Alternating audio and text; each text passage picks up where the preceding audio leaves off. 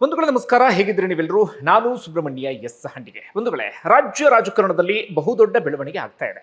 ಒಂದಷ್ಟು ಮಂದಿಗೆ ಇದು ನಿರೀಕ್ಷಿತ, ಇನ್ನೊಂದಷ್ಟು ಮಂದಿಗೆ ಅನಿರೀಕ್ಷಿತ. ಹೆಚ್ಚು ಕಡಿಮೆ ಒಂದು ವರ್ಷದಿಂದಲೂ ಕೂಡ ಮಾಧ್ಯಮಗಳಲ್ಲಿ, ಸಾರ್ವಜನಿಕ ವಲಯದಲ್ಲಿ ಎಲ್ಲಾ ಕಡೆಗಳಲ್ಲೂ ಕೂಡ ಚರ್ಚೆ ಆಗ್ತಿದ್ದ ವಿಚಾರ ಅದೇ. ಸಿಎಂ ಬದಲಾವಣೆ ಆಗುತ್ತೆ, ಸಿದ್ದರಾಮಯ್ಯನವರು ಕೆಳಗಿಳಿತಾರೆ, ಡಿ ಕೆ ಶಿವಕುಮಾರ್ ಅವರಿಗೆ ಅವಕಾಶವನ್ನ ಮಾಡಿಕೊಡಲಾಗುತ್ತೆ ಎನ್ನುವ ರೀತಿಯಲ್ಲಿ. ಹಾಗೆ ಸಿದ್ದರಾಮಯ್ಯ ಹಾಗೆ ಡಿ ಕೆ ಶಿವಕುಮಾರ್ ನಡುವೆ ಒಪ್ಪಂದ ಆಗಿದೆ, ಎರಡೂವರೆ ವರ್ಷ ಎನ್ನುವ ರೀತಿಯಲ್ಲಿ. ಇತ್ತ ಡಿ ಕೆ ಶಿವಕುಮಾರ್ ಬಣದಿಂದ ಕೇಳಿ ಬರ್ತಿದ್ದ ಮಾತುಗಳು, ಕೊಟ್ಟ ಮಾತನ್ನ ಉಳಿಸ್ಕೊಳ್ಬೇಕು, ನಾನು ಕೂಲಿ ಮಾಡಿದ್ದೇನೆ, ಅದಕ್ಕೆ ಕೂಲಿಯನ್ನು ನನಗೆ ವಾಪಸ್ ಕೊಡಬೇಕು ಎನ್ನುವ ರೀತಿಯಲ್ಲಿ. ಇತ್ತ ಸಿದ್ದರಾಮಯ್ಯನವರ ಬಣದವರು ಬೇರೆ ರೀತಿಯಾದ ಒಂದಷ್ಟು ಮಾತುಗಳನ್ನು ಕೂಡ ಹೇಳ್ತಾ ಇದ್ರು. ಒಟ್ಟಾರೆಯಾಗಿ ಕಾಂಗ್ರೆಸ್ ಪಕ್ಷದ ಒಳಗಡೆ ಎರಡು ಬಣದ ರೀತಿಯಲ್ಲಿ ಮಾರ್ಪಟ್ಟು ಬಿಟ್ಟಿತ್ತು. ಆಗಾಗ ಹೈಕಮಾಂಡ್ ಇದಕ್ಕೆ ತಾತ್ಕಾಲಿಕವಾದಂಥ ಮದ್ದನ್ನ ಅರಿಯುವಲ್ಲಿ ಯಶಸ್ವಿಯಾಗಿದ್ರು ಕೂಡ ಶಾಶ್ವತವಾದಂಥ ಮದ್ದನ್ನ ಅರಿಯೋದಿಕ್ಕೆ ಸಾಧ್ಯ ಆಗಿರಲಿಲ್ಲ. ಹೀಗಾಗಿ ಎಲ್ಲಿವರೆಗೂ ಹೋಗ್ತಾ ಇತ್ತು ಪರಿಸ್ಥಿತಿ ಅಂದ್ರೆ, ಪಕ್ಷಕ್ಕೆ ಇದು ದೊಡ್ಡ ಮಟ್ಟಿಗೆ ಡ್ಯಾಮೇಜ್ ಆಗಬಹುದು ಎನ್ನುವ ಹಂತದವರೆಗೂ ಕೂಡ ಹೋಗ್ತಾ ಇತ್ತು. ಅಂತಿಮವಾಗಿ ಇದೀಗ ಹೈಕಮಾಂಡ್ ಒಂದು ಪರಿಹಾರವನ್ನ ಕಂಡುಕೊಂಡ ರೀತಿಯಲ್ಲಿ ಕಾಣಿಸ್ತಾ ಇದೆ. ಇದರ ಮುಂದಿನ ಪರಿಣಾಮ ಏನು ಗೊತ್ತಿಲ್ಲ, ಹೇಳಕ್ಕಾಗಲ್ಲ. ಇದು ಇಂಪ್ಯಾಕ್ಟ್ ಮಾಡಿದ್ರು ಮಾಡಬಹುದು ಅಥವಾ ಮಾಡದೇ ಇದ್ದರೂ ಇರಬಹುದು. ಕಾರಣ ಅಂತಿಮವಾಗಿ ಇದೀಗ ಸಿದ್ದರಾಮಯ್ಯನವರು, ಇದು ಖಚಿತವಾಗಿರುವಂತ ಮಾಹಿತಿ, ಇಲ್ಲಿವರೆಗೆ ಬರ್ತಿದ್ದೆಲ್ಲವೂ ಕೂಡ ಊಹಾಪೋಹ, ಅಂತೆ ಕಂತೆ ಅಂಥದ್ದೆಲ್ಲವೂ ಕೂಡ ನಿನ್ನೆ ರಾತ್ರಿ 10 ರಿಂದ 11 ಗಂಟೆವರೆಗೂ ಕೂಡ ಇದಕ್ಕೆ ಸಂಬಂಧಪಟ್ಟ ಹಾಗೆ ಕ್ಲಾರಿಟಿ ಇರಲಿಲ್ಲ. ರಾತ್ರಿ 10 ಅಥವಾ 11 ಗಂಟೆವರೆಗೂ ಬರ್ತಿದ್ದ ಮಾಹಿತಿ ಏನಪ್ಪಾ ಅಂದ್ರೆ, ಸಿದ್ದರಾಮಯ್ಯನವರ ಮುಂದೆ ಹೈಕಮಾಂಡ್ ಪ್ರಸ್ತಾಪವನ್ನು ಮಾಡಿದೆ ಹೌದು, ಆದರೆ ಸಿದ್ದರಾಮಯ್ಯನವರು ಅದಕ್ಕೆ ಒಪ್ಕೊಂಡಿಲ್ಲ. ಹೀಗಾಗಿ ಡಿ ಕೆ ಶಿವಕುಮಾರ್ ಅವರಿಗೆ ಮತ್ತೊಮ್ಮೆ ನಿರಾಸೆಯಾಗಿದೆ ಎನ್ನುವ ರೀತಿಯಲ್ಲಿ. ಅಂದ್ರೆ ಸಿದ್ದರಾಮಯ್ಯನವರ ಹೈಕಮಾಂಡ್ ಕನ್ವಿನ್ಸ್ ಮಾಡುತ್ತೆ ಅಂತ ಅಂದುಕೊಂಡಿದ್ರು, ಆದ್ರೆ ಸಾಧ್ಯ ಆಗಿಲ್ಲ. ಹೀಗಾಗಿ ಡಿ ಕೆ ಶಿವಕುಮಾರ್ ಅವರಿಗೆ ಮತ್ತೊಮ್ಮೆ ನಿರಾಸೆ ಆಗಿದೆ ಎನ್ನುವಂತ ರೀತಿಯಲ್ಲಿ ಹೆಚ್ಚು ಕಡಿಮೆ 11 ಗಂಟೆವರೆಗೂ ಕೂಡ ಸುದ್ದಿ ಬರ್ತಾ ಇತ್ತು. ಆದ್ರೆ ಯಾವಾಗ ಮಧ್ಯರಾತ್ರಿಯ ಸಂದರ್ಭದಲ್ಲಿ ಸಿದ್ದರಾಮಯ್ಯನವರು ತಮ್ಮ ಆಪ್ತ ಸಚಿವರ ಜೊತೆಗೆ ಮಾತುಕತೆಯನ್ನ ಮಾಡಿ ತಮ್ಮ ಮನಸ್ಸಿನ ಒಳಗಡೆ ಇರುವಂತ ವಿಚಾರವನ್ನ ಹಂಚಿಕೊಂಡರು, ಅದಾದ ಬಳಿಕ ಆ ಸುದ್ದಿ ಎಲ್ಲ ಕಡೆಗಳಲ್ಲೂ ಕೂಡ ಲೀಕ್ ಆಗಿ ಕೊನೆಗೂ ಮಾಧ್ಯಮಗಳಿಗೆ ತಲುಪುವಲ್ಲಿ ಯಶಸ್ವಿ ಆಯಿತು. ಆ ಸುದ್ದಿಯ ಪ್ರಕಾರವಾಗಿ ಸಿದ್ದರಾಮಯ್ಯನವರು ನಾಳೆ ಬೆಳಿಗ್ಗೆ 10:30 ಅಥವಾ 11 ಗಂಟೆಯ ಸುಮಾರಿಗೆ ತಮ್ಮ ಮುಖ್ಯಮಂತ್ರಿ ಸ್ಥಾನಕ್ಕೆ, ಹೆಚ್ಚು ಕಡಿಮೆ ಸುದೀರ್ಘ 8 ವರ್ಷಗಳ ಕಾಲದ ಮುಖ್ಯಮಂತ್ರಿ ಸ್ಥಾನಕ್ಕೆ ರಾಜೀನಾಮೆಯನ್ನ ಕೊಡ್ತಾ ಇದ್ದಾರೆ. ಅದಾದ ಬಳಿಕ ಆಗುವಂತ ಬೆಳವಣಿಗೆ ಈಗ ಸಹಜವಾಗಿ ಕುತೂಹಲವನ್ನ ಮೂಡಿಸ್ತಾ ಇದೆ. ಹಾಗಾದ್ರೆ ಏನೇನ್ ಬೆಳವಣಿಗೆ ಆಗ್ತಾ ಇದೆ ಅದನ್ನ ಗಮನಿಸ್ತಾ ಹೋಗೋಣ. ಒಂದು ವೇಳೆ ನಿಮ್ಮೆಲ್ಲರಿಗೂ ಕೂಡ ಗೊತ್ತಿರುವ ಹಾಗೆ ನಿನ್ನೆ ಸಿದ್ದರಾಮಯ್ಯ ಹಾಗೆ ಡಿ ಕೆ ಶಿವಕುಮಾರ್ ಅವರನ್ನ ಹೈಕಮಾಂಡ್ ಕರೆಸಿಕೊಂಡಿತ್ತು.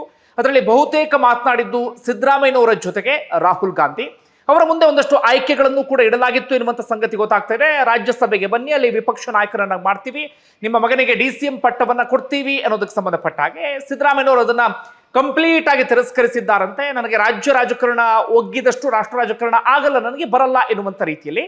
ಆದ್ರೆ ಹೈಕಮಾಂಡ್ ನಿನ್ನೆ ಪ್ರಪ್ರಥಮ ಬಾರಿಗೆ ಅವರ ಮುಂದೆ ಒಂದು ವಿಚಾರವನ್ನ ಪ್ರಸ್ತಾಪವನ್ನ ಮಾಡಿದೆ. ಅದೇನು ಅಂದ್ರೆ, ನೀವು ಮುಖ್ಯಮಂತ್ರಿ ಸ್ಥಾನದಿಂದ ಕೆಳಗಿಳಿಬೇಕು ಅನ್ನೋ ರೀತಿಯಲ್ಲ, ಮುಖ್ಯಮಂತ್ರಿ ಸ್ಥಾನವನ್ನ ಬಿಟ್ಕೊಡ್ಬೇಕು ಎನ್ನುವಂತ ರೀತಿಯಲ್ಲಿ. ಒಂದಷ್ಟು ಮೂಲಗಳ ಮಾಹಿತಿಯ ಪ್ರಕಾರವಾಗಿ ಸಿದ್ದರಾಮಯ್ಯನವರಿಗೂ ಕೂಡ ಅದು ಅನಿರೀಕ್ಷಿತವಂತೆ. ಯಾಕಂದ್ರೆ ಸಿದ್ದರಾಮಯ್ಯನವರು ಪದೇ ಪದೇ ಉರುಳಿಸ್ತಾ ಇದ್ದಂತ ಪಾನ್ ಏನು ಅಂತ ಅಂದ್ರೆ, ಹೈಕಮಾಂಡ್ ಹೇಳಿದ್ರೆ ನಾನು ರಾಜೀನಾಮೆ ಕೊಡ್ತೀನಿ, ರಾಹುಲ್ ಗಾಂಧಿ ಹೇಳಿದ್ರೆ ನಾನು ರಾಜೀನಾಮೆ ಕೊಡ್ತೀನಿ ಎನ್ನುವಂತ ರೀತಿಯಲ್ಲಿ ಸಿದ್ದರಾಮಯ್ಯನವರಿಗೆ ಒಳಗೊಳಗೆ ಒಂದು ನಿರೀಕ್ಷೆ ಅಥವಾ ಒಳಗೊಳಗೆ ಒಂದು ಹೋಪ್ ಇದ್ದಿದ್ದೇನು ಅಂದ್ರೆ, ನನಗೆ ಹೈಕಮಾಂಡ್ ಅಥವಾ ರಾಹುಲ್ ಗಾಂಧಿ ರಾಜೀನಾಮೆಯನ್ನ ಕೊಡೋದಕ್ಕೆ ಸೂಚನೆಯನ್ನ ಕೊಡಲಾರರು ಎನ್ನುವಂತ ರೀತಿಯಲ್ಲಿ. ಒಂದು, ರಾಹುಲ್ ಗಾಂಧಿಗೆ ಸಿದ್ದರಾಮಯ್ಯನವರ ಬಗ್ಗೆ ವೈಯಕ್ತಿಕವಾಗಿ ಒಳ್ಳೆ ಅಭಿಪ್ರಾಯ ಇತ್ತು ಎನ್ನುವಂತಹ ಕಾರಣಕ್ಕಾಗಿ, ಮತ್ತೊಂದು OBC ನಾಯಕ ಎನ್ನುವಂತಹ ಕಾರಣಕ್ಕಾಗಿ, ಜೊತೆಗೆ ಕರ್ನಾಟಕ ರಾಜಕಾರಣದ ಮೇಲೆ ತನ್ನದೇ ಆದಂತಹ ಹಿಡಿತವನ್ನ ಹೊಂದಿದ್ದಾರೆ ಎನ್ನುವಂತಹ ಕಾರಣಕ್ಕಾಗಿ, ಹೀಗೆ ನಾನಾ ಕಾರಣಗಳಿಗಾಗಿ ರಾಹುಲ್ ಗಾಂಧಿ ಆ ವಿಚಾರವನ್ನು ನನ್ನ ಮುಂದೆ ಪ್ರಸ್ತಾಪ ಮಾಡಲ್ಲ ಅಂತ ಸಿದ್ದರಾಮಯ್ಯನವರು ಅಂದುಕೊಂಡಿದ್ರು. ಆದ್ರೆ ಸಿದ್ದರಾಮಯ್ಯನವರ ಲೆಕ್ಕಾಚಾರ ಉಲ್ಟಾ ಪಲ್ಟಾ ಆಯಿತು. ಸಿದ್ದರಾಮಯ್ಯನವರ ಮುಂದೆ ರಾಹುಲ್ ಗಾಂಧಿ ಆ ವಿಚಾರವನ್ನ ಪ್ರಸ್ತಾಪ ಮಾಡಿದ್ರು. ಸಿದ್ದರಾಮಯ್ಯನವರು ಪದೇ ಪದೇ ಹೇಳ್ತಿದ್ದಂತ ವಿಚಾರ ಏನಪ್ಪಾ ಅಂದ್ರೆ, ರಾಹುಲ್ ಗಾಂಧಿ ಮಾತಿಗೆ ನಾನು ಓಕೆ ಅಂತೀನಿ, ಹೈಕಮಾಂಡ್ ಮಾತಿಗೆ ನಾನು ಓಕೆ ಅಂತೀನಿ ಎನ್ನುವ ರೀತಿಯಲ್ಲಿ. ಹೀಗಾಗಿ ಸ್ವತಃ ರಾಹುಲ್ ಗಾಂಧಿ ಆ ವಿಚಾರವನ್ನ ಪ್ರಸ್ತಾಪ ಮಾಡಿದ ಕಾರಣಕ್ಕಾಗಿ ಸಿದ್ದರಾಮಯ್ಯನವರು ಇಕ್ಕಟ್ಟಿಗೆ ಸಿಕ್ಕಾಕಿಕೊಂಡರು. ಹೀಗಾಗಿ ನನಗೆ ಒಂದಷ್ಟು ಸಮಯ ಬೇಕು ಅಂತಲೂ ಕೂಡ ಕೇಳಿದ್ರು. ಅದಾದ ಬಳಿಕ ತಮ್ಮ ಆಪ್ತ ಸಚಿವರ ಜೊತೆಗೆ ಸಭೆ ಅಂತದೆಲ್ಲವನ್ನೂ ಕೂಡ ಮಾಡಿ ತಮ್ಮ ನಿಲುವನ್ನ ಸ್ಪಷ್ಟಪಡಿಸಿದ್ದಾರೆ ಎನ್ನುವಂತ ಸಂಗತಿ ಈಗ ಗೊತ್ತಾಗ್ತಾ ಇದೆ. ಓಕೆ, ಇದೆಲ್ಲವೂ ಕೂಡ ನಿನ್ನೆ ಆದಂತ ಬೆಳವಣಿಗೆ. ಈಗ ಮುಂದಿನ ಬೆಳವಣಿಗೆ ಏನೇನು ಅಂತ ಗಮನಿಸ್ತಾ ಹೋಗೋದಾದ್ರೆ, ನಾಳೆ ಸಿದ್ದರಾಮಯ್ಯನವರು, ಇದು ಕೂಡ ಅಧಿಕೃತವಾದಂತ ಮಾಹಿತಿ, ನಾಳೆ ಸಿದ್ದರಾಮಯ್ಯನವರು ಎಲ್ಲಾ ಸಚಿವರಿಗೂ ಕೂಡ ಬ್ರೇಕ್ಫಾಸ್ಟ್ ಮೀಟಿಂಗ್ಗೆ ಆಹ್ವಾನವನ್ನ ಕೊಟ್ಟಿದ್ದಾರೆ. ಡಿ ಕೆ ಶಿವಕುಮಾರ್ ಕೂಡ ಸದ್ಯ ದೆಹಲಿಯಲ್ಲೇ ಇದ್ದಾರೆ. ಡಿ ಕೆ ಶಿವಕುಮಾರ್ ಕೂಡ ಬ್ರೇಕ್ಫಾಸ್ಟ್ ಮೀಟಿಂಗ್ಗೆ ಹಾಜರಾಗ್ತಾ ಇದ್ದಾರೆ. ಆ ಬ್ರೇಕ್ಫಾಸ್ಟ್ ಮೀಟಿಂಗ್ ನಲ್ಲಿ ಹೈಕಮಾಂಡ್ ಏನು ಹೇಳಿದೆ, ಮುಂದೆ ಏನು ಅನ್ನೋದಕ್ಕೆ ಸಂಬಂಧಪಟ್ಟ ಹಾಗೆ ಸಿದ್ದರಾಮಯ್ಯನವರು ಎಲ್ಲಾ ಸಚಿವರ ಮುಂದೆಯೂ ಕೂಡ ಅದಕ್ಕೆ ಸಂಬಂಧಪಟ್ಟ ಹಾಗೆ ಕ್ಲಾರಿಟಿಯನ್ನು ಕೊಡ್ತಾರೆ ಅಥವಾ ಆ ವಿಚಾರವನ್ನ ತಿಳಿಸುವಂತ ಕೆಲಸವನ್ನ ಮಾಡ್ತಾರೆ. ಹಾಗೆ ಸಿಕ್ಕಿರುವಂತಹ ಮಾಹಿತಿಯ ಪ್ರಕಾರ ನಾಳೆ ಬೆಳಿಗ್ಗೆ 10:30 ಸುಮಾರಿಗೆ ರಾಜ್ಯಪಾಲರ ಭೇಟಿಗೂ ಕೂಡ ಸಮಯವನ್ನ ಕೇಳಿದ್ದಾರಂತೆ. ಹೀಗಾಗಿ ರಾಜ್ಯಪಾಲರನ್ನ ಭೇಟಿಯಾಗಿ ತಮ್ಮ ಮುಖ್ಯಮಂತ್ರಿ ಸ್ಥಾನಕ್ಕೆ ರಾಜೀನಾಮೆಯನ್ನ ಕೊಡ್ತಾ ಇದ್ದಾರೆ. ಅಲ್ಲಿಗೆ ಮಾಸ್ ಲೀಡರ್ಗಳ ಕೊನೆಯ ವಿಕೆಟ್ ಇದೀಗ ಪತನ ಆಗ್ತಾ ಇದೆ. ನಮ್ಮಲ್ಲಿ ಮಾಸ್ ಲೀಡರ್ಗಳು ಅಂತ ಕರೆಸ್ಕೊಳ್ತಾ ಇದ್ದು ಮೊದಲಿಗೆ ದೇವೇಗೌಡರು, ಅದಾದ ಬಳಿಕ ಯಡಿಯೂರಪ್ಪನವರು, ಅದಾದ ಬಳಿಕ ಸಿದ್ದರಾಮಯ್ಯನವರು. ದೇವೇಗೌಡರು, ಯಡಿಯೂರಪ್ಪನವರು ಗೊತ್ತಲ್ಲ ನಿಮಗೆ. ಈಗ ಸಿದ್ದರಾಮಯ್ಯನವರು ಕೂಡ ಅದೇ ಸಾಲಿಗೆ ಸೇರುವಂತ ಪರಿಸ್ಥಿತಿ ಎದುರಾಗ್ತಾ ಇದೆ. ಹಾಗಾದ್ರೆ ಮುಂದೇನು? ಮುಂದಿನ ಮುಖ್ಯಮಂತ್ರಿಗಳು ಯಾರಾಗ್ತಾರೆ? ಹೈಕಮಾಂಡ್ ಯಾವ ಕಾರಣಕ್ಕಾಗಿ ಇಂಥ ನಿಲುವಿಗೆ ಬಂತು ಸಿದ್ದರಾಮಯ್ಯನ ಕೆಳಗಿಳಿಸಬೇಕು ಅಂದ್ರೆ ಅದಕ್ಕೆ ಡಿ ಕೆ ಶಿವಕುಮಾರ್ ಅವರ ಒತ್ತಡ. ಡಿ ಕೆ ಶಿವಕುಮಾರ್ ಅವರಿಗೆ ಅವಕಾಶವನ್ನ ಮಾಡಿಕೊಡಬೇಕು. ಪಕ್ಷನಿಷ್ಠ, ಪಕ್ಷ ಸಂಕಷ್ಟಕ್ಕೆ ಬಂದಾಗ ಜೊತೆಗಿದ್ದಾರೆ. ಇದು ಬೇರೆ ಬೇರೆ ಕಾರಣಗಳಿಗಾಗಿ ಹೈಕಮಾಂಡ್ ಅಂದ್ರೆ ಡಿ ಕೆ ಶಿವಕುಮಾರ್ ಅವರನ್ನು ಮುಖ್ಯಮಂತ್ರಿ ಮಾಡಲೇಬೇಕಾದಂತ ಒತ್ತಡಕ್ಕೆ ಸಿಕ್ಕಾಕೊಂಡಿತ್ತು. ಹೀಗಾಗಿ ಸಹಜವಾಗಿ ಬರುವಂತ ಹೆಸರು ಮುಂದಿನ ಮುಖ್ಯಮಂತ್ರಿ ಅಂದ್ರೆ ಅದು ಡಿ ಕೆ ಶಿವಕುಮಾರ್ ಅಂತ. ನಾಳೆ ಅದಕ್ಕೆ ಸಂಬಂಧಪಟ್ಟ ಹಾಗೆ ಶಾಸಕಾಂಗ ಪಕ್ಷದ ಸಭೆಯೂ ಕೂಡ ನಡೆಯುತ್ತೆ, CLP ಮೀಟಿಂಗ್. ಅಲ್ಲಿ ಮೊದಲೇ ಶಾಸಕರಿಗೆ ಸೂಚನೆಯನ್ನು ಕೊಟ್ಟಿರ್ತಾರೆ, ಇಂಥವರ ಹೆಸರನ್ನ ಹೇಳಬೇಕು ಎನ್ನುವಂತ ರೀತಿಯಲ್ಲಿ. ಆ ಪ್ರಕಾರವಾಗಿ ಹೈಕಮಾಂಡ್ ಹೇಳಿದಂತ ಹೆಸರನ್ನೇ ಹೇಳುವಂತ ಸಾಧ್ಯತೆ ಇದೆ, ಅಥವಾ ಹೇಳ್ತಾರೆ ಅನ್ನೋದ್ರಲ್ಲಿ ಯಾವುದೇ ಡೌಟ್ ಕೂಡ ಇಲ್ಲ. ಈಗ ಒಂದು ಮಾಹಿತಿ ಬರ್ತಾ ಇದೆ, ಕೊನೆಯ ಕ್ಷಣದಲ್ಲಿ ಏನಾದ್ರೂ ಉಲ್ಟಾ ಪಲ್ಟಾ ಆಗಬಹುದಾ ಎನ್ನುವಂತ ರೀತಿಯಲ್ಲಿ. ಸಾಧ್ಯತೆಗಳು ತೀರಾ ಕಡಿಮೆ. ಮ್ಯಾಜಿಕ್ ಏನಾದ್ರೂ ಆಗಬೇಕು, ಆದ್ರೂ ಹೇಳಕ್ಕಾಗಲ್ಲ. ಇದು ರಾಜಕಾರಣ. ಸಿದ್ದರಾಮಯ್ಯನವರ ಮುಂದೆ ಬರ್ತಿರುವಂತ ಮಾಹಿತಿಯ ಪ್ರಕಾರ ಇದು ನಿರೀಕ್ಷಿತ. ಸಿದ್ದರಾಮಯ್ಯನವರು ಯಾರ ಹೆಸರನ್ನ ಹೇಳ್ತಾರೆ ಅನ್ನೋದು. ಮುಂದೆ ಮುಖ್ಯಮಂತ್ರಿ ಯಾರಾಗಬೇಕು ಅಂದಾಗ ಅವರು ಡಾಕ್ಟರ್ ಜಿ ಪರಮೇಶ್ವರ್ ಹೆಸರನ್ನ ಪ್ರಸ್ತಾಪ ಮಾಡಿದ್ದಾರಂತೆ.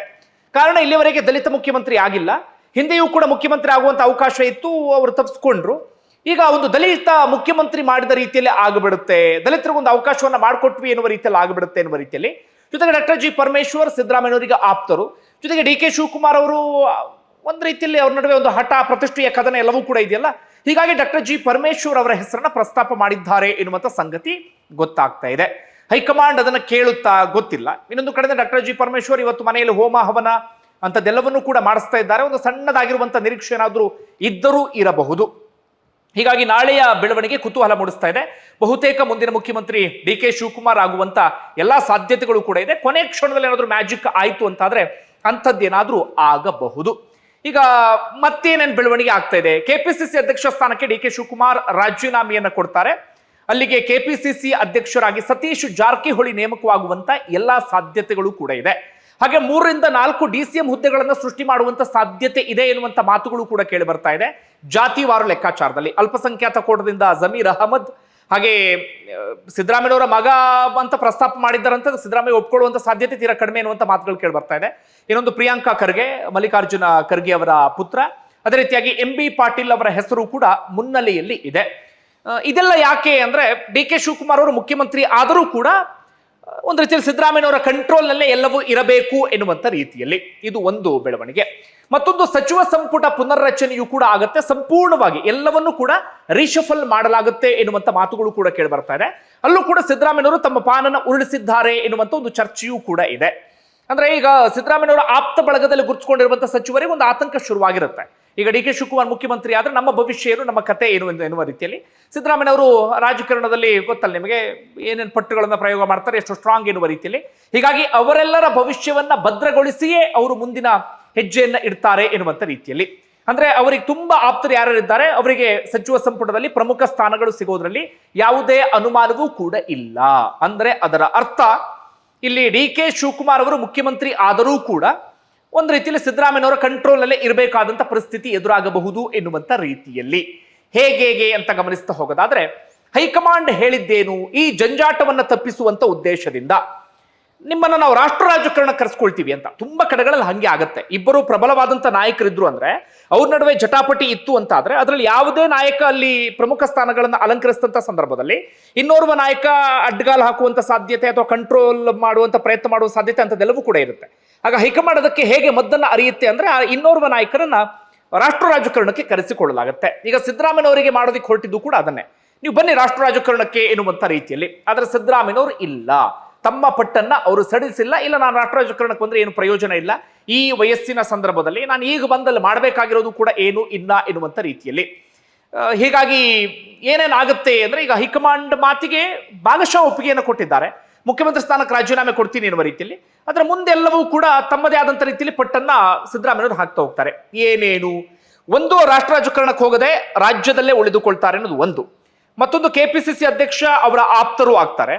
ಸುತ್ತಮುತ್ತ DCMಗಳ ನೇಮಕ ಆಗುತ್ತಲ್ಲ, ಅದು ಕೂಡ ಅವರ ಆಪ್ತರೇ ಆಗಿರ್ತಾರೆ. ಸಚಿವ ಸಂಪುಟದಲ್ಲೂ ಕೂಡ ಸಿದ್ದರಾಮಯ್ಯನವರ ಆಪ್ತರಿಗೆ ಹೆಚ್ಚಿನ ಪ್ರಾಶಸ್ತ್ಯ, ಹೆಚ್ಚಿನ ಅವಕಾಶವನ್ನು ಮಾಡಿಕೊಡಲಾಗುತ್ತೆ. ಡಿ ಕೆ ಶಿವಕುಮಾರ್ ಇದೆಲ್ಲದಕ್ಕೂ ಕೂಡ ಯಾಕೆ ಹೂ ಅಂತಾರೆ? ಅವ್ರಿಗೆ ಒಂದು ಸರ್ತಿ ನಾನು ಮುಖ್ಯಮಂತ್ರಿ ಅಂತ ಅನಿಸ್ಕೊಂಡ್ರೆ ಸಾಕು ಎನ್ನುವ ಹಂತಕ್ಕೆ ಬಂದ್ಬಿಟ್ಟಿದ್ದಾರೆ. ಆಮೇಲೆ ನೋಡ್ಕೊಳ್ಳೋಣ ಎನ್ನುವಂತ ರೀತಿಯಲ್ಲಿ. ಹೀಗಾಗಿ ಡಿ ಕೆ ಶಿವಕುಮಾರ್ ಅವರಿಗೂ ಕೂಡ ಇದೆಲ್ಲವೂ ಕೂಡ ಇದೀಗ ಅನಿವಾರ್ಯ ಆಗಿಬಿಡುತ್ತೆ. ಅಂದ್ರೆ ಡಿ ಕೆ ಶಿವಕುಮಾರ್ ಮುಖ್ಯಮಂತ್ರಿ ಆದರೂ ಕೂಡ ಸಿದ್ದರಾಮಯ್ಯನವರು ಕಂಪ್ಲೀಟ್ ಆಗಿ ಎಲ್ಲ ಕಂಟ್ರೋಲ್ ಅಥವಾ ಹೋಲ್ಡ್ ಅನ್ನ ಇಟ್ಟುಕೊಳ್ಳುವಂತೆ ಎಲ್ಲಾ ಸಾಧ್ಯತೆಗಳು ಕೂಡ ಕಂಡು ಬರ್ತಾ ಇದೆ. ಇದು ಒಂದು. ಮತ್ತೊಂದು, ಇದು ರಾಜ್ಯ ರಾಜಕಾರಣದ ಮೇಲೆ ಅಥವಾ ಕಾಂಗ್ರೆಸ್ ಪಕ್ಷದ ಮೇಲೆ ಇಂಪ್ಯಾಕ್ಟ್ ಮಾಡುತ್ತಾ ಗೊತ್ತಿಲ್ಲ. ಈಗ ಪ್ರಮುಖವಾಗಿ ಡಿ ಕೆ ಸಿದ್ದರಾಮಯ್ಯನವರು ಅಹಿಂದ ನಾಯಕ ಅಂತ ಕರೆಸ್ಕೊಳ್ತಾ ಇದ್ದಾರೆ. ಅದರ ಜೊತೆಗೆ ಕುರುಬ ಸಮುದಾಯದ ಪ್ರಮುಖ ನಾಯಕ ಅಂತಲೂ ಕೂಡ ಸಿದ್ದರಾಮಯ್ಯನವರು ಗುರುತಿಸಿಕೊಳ್ತಾರೆ. ಹೀಗಾಗಿ ಅಹಿಂದ ಹಾಗೆ ಕುರುಬ ಸಮುದಾಯ ಈ ವಿಚಾರದಲ್ಲಿ ಒಂದಷ್ಟು ಪರಿಣಾಮವನ್ನು ಬೀರುವಂತ ಸಾಧ್ಯತೆಯೂ ಕೂಡ ಇದೆ. ಹಾಗೆ ಸಿದ್ದರಾಮಯ್ಯನವರ ವಿಚಾರದಲ್ಲಿ ಇನ್ನೊಂದು ಮಾತು ಕೂಡ ಇದೆ. ಸಿದ್ದರಾಮಯ್ಯನವರು ಸಾಕಷ್ಟು ಕ್ಷೇತ್ರಗಳ ಮೇಲೆ ಪ್ರಭಾವವನ್ನು ಬೀರುವಷ್ಟರ ಮಟ್ಟಿಗಿನ ಕೆಪಾಸಿಟಿಯನ್ನು ಹೊಂದಿದ್ದಾರೆ. ಅಂದ್ರೆ ಎಷ್ಟು ಕ್ಷೇತ್ರಗಳಲ್ಲಿ ಗೆಲ್ಲಿಸೋದು ಗೊತ್ತೋ, ಸ್ವಲ್ಪ ಏನಾದರೂ ಇದಾಯ್ತು ಅಂದ್ರೆ ಸೋಲಿಸೋದು ಕೂಡ ಗೊತ್ತು ಎನ್ನುವಂತ ರೀತಿಯಲ್ಲಿ. ಹೀಗಾಗಿ ಸಿದ್ದರಾಮಯ್ಯನವರ ಸದಾಕಾಲ ವಿಶ್ವಾಸಕ್ಕೆ ತೆಗೆದುಕೊಳ್ಳಲೇಬೇಕಾದಂತ ಅನಿವಾರ್ಯತೆ ಇದೆ. ಸ್ವಲ್ಪ ಎಡವಟ್ಟ ಆದರೂ ಕೂಡ ಒಂದಷ್ಟು ಬೇರೆ ಬೇರೆ ರೀತಿಯಾದಂತಹ ಬೆಳವಣಿಗೆ ಆಗುವಂತ ಸಾಧ್ಯತೆಗಳು ಕೂಡ ಇರುತ್ತೆ. ಹೀಗಾಗಿ ಡಿ ಕೆ ಶಿವಕುಮಾರ್ ಅವರಿಗೆ ಸಿಎಂ ಆದರೂ ಕೂಡ ಸವಾಲುಗಳಂತೂ ಇದ್ದೇ ಇರುತ್ತೆ. ಸಿದ್ದರಾಮಯ್ಯ ಸೀದಾ ರಾಷ್ಟ್ರ ರಾಜಕಾರಣಕ್ಕೆ ಹೋಗಿದ್ರೆ ಸಮಸ್ಯೆ ಇರ್ತಾ ಇರಲಿಲ್ಲ. ಆದ್ರೆ ಇಲ್ಲೇ ಇರುವಂತಹ ಕಾರಣಕ್ಕಾಗಿ ಡಿ ಕೆ ಶಿವಕುಮಾರ್ ಅವರಿಗೆ ಸದಾಕಾಲ ಒಂದು ರೀತಿಯಾದಂಥ ಇದಿದ್ದೇ ಇರುತ್ತೆ. ಚಾಲೆಂಜಸ್ಗಳೆಲ್ಲವೂ ಕೂಡ ಅದನ್ನ ಫೇಸ್ ಮಾಡಲೇಬೇಕಾದಂಥ ಅನಿವಾರ್ಯ ಪರಿಸ್ಥಿತಿ ಎದುರಾಗಿ ಬಿಡುತ್ತೆ. ಇದೊಂದು ವಿಚಾರ. ಹಾಗಾದ್ರೆ ಸಿದ್ದರಾಮಯ್ಯನವರು ಯಾಕೆ ಇಷ್ಟು ಸುಲಭವಾಗಿ ಸಿಎಂ ಸ್ಥಾನವನ್ನ ಬಿಟ್ಕೊಡ್ತಾ ಇದ್ದಾರೆ ಎನ್ನುವಂತ ವಿಚಾರವನ್ನ ಗಮನಿಸ್ತಾ ಹೋಗೋದಾದ್ರೆ, ಒಂದು ಹೈಕಮಾಂಡ್ ಹಿಂದಿನಿಂದಲೂ ಕೂಡ ಹೇಳ್ಕೊಂಡು ಬಂದಿದ್ದು ಹೈಕಮಾಂಡ್ ಹೇಳ್ದಂಗೆ ಕೇಳ್ತೀನಿ ಅಂತ. ಯಾವ ಕಾರಣಕ್ಕಾಗಿ ಅಂದ್ರೆ ಸಿದ್ದರಾಮಯ್ಯನವರು ಮೂಲ ಕಾಂಗ್ರೆಸ್ಸಿಗರಲ್ಲ. ಅವರು ಜೆಡಿಎಸ್ ನಿಂದ ಕಾಂಗ್ರೆಸ್ಗೆ ಬಂದಂತವರು. ಜೆಡಿಎಸ್ ನಿಂದ ಕಾಂಗ್ರೆಸ್ಗೆ ಬಂದು ಇಲ್ಲೆಲ್ಲ ಅಧಿಕಾರವನ್ನು ಕೂಡ ಅನುಭವಿಸಿಬಿಟ್ರು. ವಿಪಕ್ಷ ನಾಯಕನಾದ್ರು. ಅದಾದ ಬಳಿಕ ಅವರು ಎರಡೆರಡು ಬಾರಿ ಮುಖ್ಯಮಂತ್ರಿ ಆದ್ರು. ಮೊದಲ ಬಾರಿಗೆ 5 ವರ್ಷ ಆರಾಮಾಗಿ ಪೂರ್ಣಗೊಳಿಸಿದ್ರು. ಈಗ ಎರಡನೇ ಬಾರಿಗೂ ಕೂಡ 3 ವರ್ಷ ಆರಾಮಾಗಿ ಪೂರ್ಣಗೊಳಿಸಿದ್ದಾರೆ. ಇಲ್ಲೆಲ್ಲೂ ಕೂಡ ಸಿದ್ದರಾಮಯ್ಯನವರಿಗೆ ಹೈಕಮಾಂಡ್ ತೊಂದರೆಯನ್ನ ಕೊಡೋದಕ್ಕೆ ಹೋಗಿಲ್ಲ. ಹೀಗಿದ್ದಾಗ ಸಿದ್ದರಾಮಯ್ಯನವರು ಹೈಕಮಾಂಡ್ ಮಾತನ್ನ ಕೇಳಲೇಬೇಕಾದಂತ ಅನಿವಾರ್ಯ ಪರಿಸ್ಥಿತಿಯಲ್ಲಿ ಇದ್ದಾರೆ. ಮತ್ತೊಂದು, ಅವರು ರೆಬಲ್ ಆಗುವಂತ ಅಥವಾ ಬಂಡಾಯ ಹೇಳುವಂತ ಸ್ಥಿತಿಯಲ್ಲಿ ಇಲ್ಲ. ಯಾಕಂದ್ರೆ ಕಾಂಗ್ರೆಸ್ ಪಕ್ಷ ಅವರಿಗೆಲ್ಲ ಕೊಟ್ಟಿರುವಂತ ಸಂದರ್ಭದಲ್ಲಿ ಈಗ ಬಂಡಾಯ ಹೇಳ್ತೀನಿ ಅಂದಾಗ ಅದು ಅವರಿಗೆ ಹಿಟ್ ಬ್ಯಾಕ್ ಆಗುವಂತ ಸಾಧ್ಯತೆಗಳು ಕೂಡ ಇರುತ್ತೆ. ಮತ್ತೊಂದೇನೋ ಹೊಸ ಪಕ್ಷ ಕಟ್ಟಿಬಿಡ್ತೀನಿ, ಇನ್ನೊಂದೇನೋ ಮಾಡ್ತೀನಿ ಅನ್ನುವಂತ ವಯಸ್ಸಂತೂ ಅಲ್ಲವೇ ಅಲ್ಲ ಸಿದ್ದರಾಮಯ್ಯನವರಿಗೆ. ಹೀಗಾಗಿ ಸಿದ್ದರಾಮಯ್ಯನವರ ಮುಂದೆ ಇದರ ಆಚೆಗೆ ಹೆಚ್ಚಿನ ಆಯ್ಕೆಗಳು ಇದ್ದ ಹಾಗೆ ಕಾಣಿಸ್ತಾ ಇಲ್ಲ. ಹೀಗಾಗಿ ಹೈಕಮಾಂಡ್ ಹೇಳಿದ್ದನ್ನ ಕೇಳಲೇಬೇಕಾದಂತ ಅನಿವಾರ್ಯ ಪರಿಸ್ಥಿತಿಯಲ್ಲಿ ಇದ್ದಾರೆ. ಇನ್ನೊಂದು, ಡಿ ಕೆ ಶಿವಕುಮಾರ್ ಅವರ ಪರವಾಗಿ ಯಾಕೆ ಈಗ ಹೈಕಮಾಂಡ್ ಹೋಗಲೇಬೇಕಾದಂತ ಪರಿಸ್ಥಿತಿ ಎದುರಾಗ್ಬಿಡ್ತು ಅಂದ್ರೆ, ಈ ಹಿಂದೆ ಸಾಕಷ್ಟು ರಾಜ್ಯಗಳಲ್ಲಿ ಇಂಥದ್ದೇ ಸಂದಿಗ್ಧ ಪರಿಸ್ಥಿತಿ ಎದುರಾದಾಗ ಅದನ್ನು ಸರಿಯಾದ ರೀತಿಯಲ್ಲಿ ನಿಭಾಯಿಸದೆ ಹೈಕಮಾಂಡ್ ಕೈ ಸುಟ್ಕೊಂಡಿತ್ತು. ಉದಾಹರಣೆಗೆ ಜ್ಯೋತಿರಾದಿತ್ಯ ಸಿಂಧಿಯಾ ವಿಚಾರದಲ್ಲಿ, ಸಚಿನ್ ಪೈಲಟ್ ವಿಚಾರದಲ್ಲಿ ರಾಜಸ್ಥಾನ, ಮಧ್ಯಪ್ರದೇಶ ಎಲ್ಲ ಕಡೆಗಳಲ್ಲೂ ಕೂಡ ಇಂಥದ್ದೇ ಎಡವಟ್ಟ ಆಗಿತ್ತು. ಹಾಗೆ ಪಂಜಾಬ್ನಲ್ಲೂ ಕೂಡ ಇಂಥದ್ದೇ ಎಡವಟ್ಟ ಆಗಿತ್ತು. ಹೀಗಾಗಿ ಬೇರೆ ಬೇರೆ ಕಡೆಗಳಲ್ಲಿ ಆದಂತ ಎಡವಟ್ಟು ಇಲ್ಲಿ ಆಗಬಾರದು ಎನ್ನುವ ಕಾರಣಕ್ಕಾಗಿ ಹೈಕಮಾಂಡ್ ನೀಟಾಗಿ ಒಂದು ಪ್ಲಾನ್ ಅನ್ನು ಹಾಕಿ ಇದೀಗ ಡಿ ಕೆ ಶಿವಕುಮಾರ್ ಅವರಿಗೆ ಮಣೆ ಹಾಕ್ತಾ ಇದೆ, ಅಥವಾ ಡಿ ಕೆ ಶಿವಕುಮಾರ್ ಅವರಿಗೆ ಅವಕಾಶವನ್ನು ಮಾಡಿಕೊಡ್ತಾ ಇದೆ. ಅಸ್ಸಾಂನಲ್ಲೂ ಹಿಮಂತ್ ಬಿಸ್ವಾ ಶರ್ಮಾ ವಿಚಾರದಲ್ಲೂ ಕೂಡ ಆಗಿದ್ದದೆ.